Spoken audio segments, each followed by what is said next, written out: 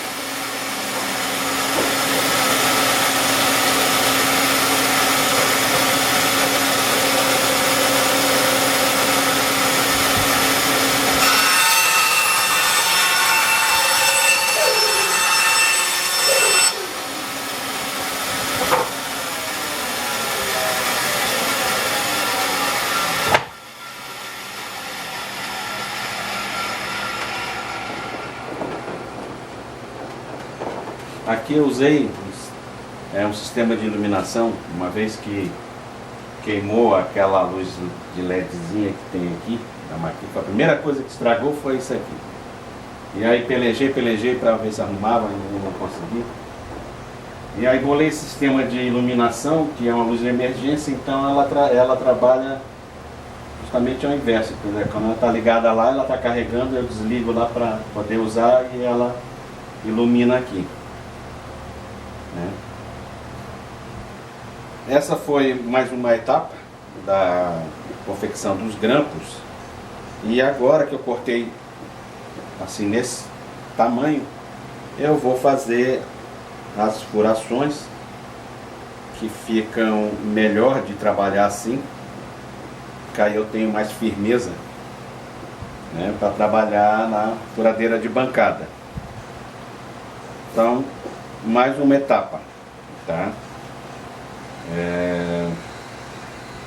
Vou depois postar todas as etapas, todos esses vídeos no meu canal no YouTube, né, que fica mais fácil, e depois eu disponibilizo para vocês um link, né, no nosso grupo de WhatsApp, para o pessoal poder acessar, né? Porque senão eu teria que fazer uma série de transformações para colocar no sistema Android, é complicado. Então é melhor no computador, e aí a pessoa busca lá. Bom, é isso. Esse é o terceiro vídeo que eu faço, né?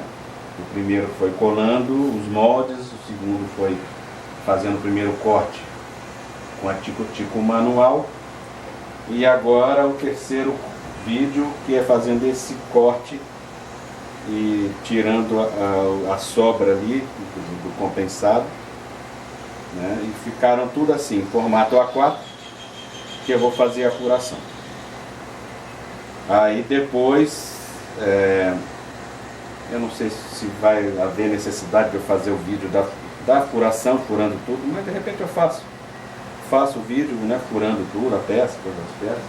Vai ser uma coisa meio repetitiva, né, porque basta mostrar a furação de um e os outros são tudo iguais, uma coisa com os outros. E senão vai ficar uma coisa muito longa esse tutorial desses grampos.